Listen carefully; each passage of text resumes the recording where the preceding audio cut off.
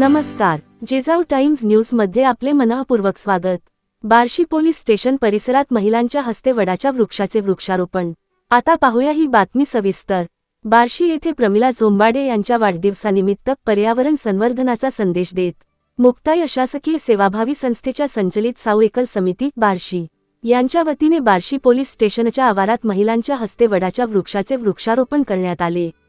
या उपक्रमात समितीच्या सदस्य प्रमिला झोंबाडे, सुनंदा चव्हाण, सामाजिक कार्यकर्त्या ॲडव्होकेट शैला क्षीरसागर, उर्मिला मिसाळ, जयश्री कांबळे, उज्ज्वला खुणे, रोहिणी चौबे आणि सुशीला ताई यांनी उत्साहाने सहभाग नोंदविला।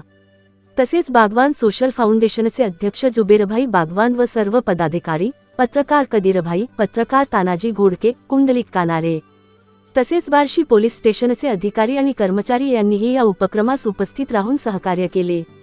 पर्यावरणाचे रक्षण, वृक्षसंवर्धन आणि भावी पिढीसाठी हिरवाई जपण्याचा संदेश या वृक्षारोपणातून देण्यात आला। उपस्थितांनी लावलेल्या वडाच्या वृक्षाचे नियमित संगोपन करून त्याचे संवर्धन करण्याचा संकल्पही व्यक्त केला। या उपक्रमामुळे पर्यावरण संवर्धनाबाबत जनजागृती होण्यास निश्चितच हातभार लागणार असून समाजातील विविध घटकांनी अशा उपक्रमांमध्ये सहभागी व्हावे असे आवाहन आयोजकांच्या वतीने करण्यात आले। हा खास आढावा जिजाऊ टाइम्सचे पत्रकार तानाजी घोडके यांच्याकडून। धन्यवाद। पाहुयात पुढील प्रतिक्रिया।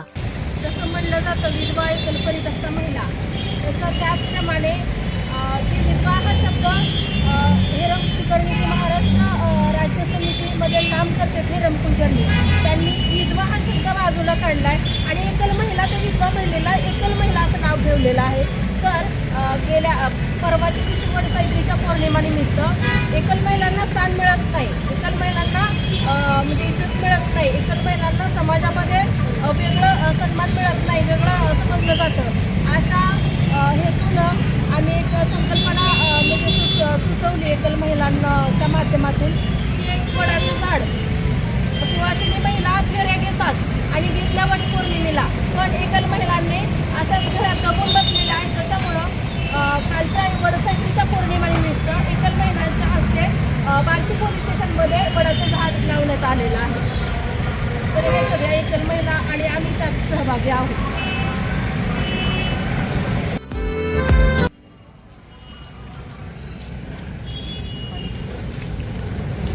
सर्व एकल महिला जमा झालेल्या आहेत।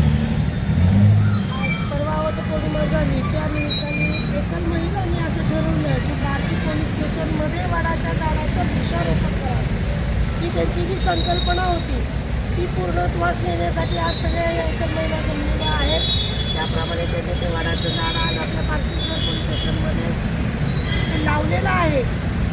त्या वडाचं झाड जसं जसं वाढेल तसं तसं त्यांच्याही आयुष्यामध्ये तशीच वृद्धी व्हावी। बार्शी शहर पोलीस ठाणे येथे बार्शी शहरातील एकल महिला संघाचे सर्व सदस्य बार्शी पोलीस स्टेशन येथे आलेले आहेत। समाजामध्ये विधवा महिलांना मान मिळत नाही, सन्मान मिळत नाही, त्यांना कोणत्याही शुभकार्यात बोलवलं जात नाही, त्यामुळे त्यांची मनात थोडी शंका किंवा नाराजगी आहे। त्यासाठी त्यांना समाजात मान मिळावा, बाकी शुभकार्यात देखील इतर महिलांप्रमाणे त्यांना मान मिळावा आणि त्यांच्या जीवनामध्ये सुखी, समाधानी आणि आनंदी जीवन जगता यावे यासाठी सुहासिनी महिलांसारखेच एकल महिलांना देखील वडाच्या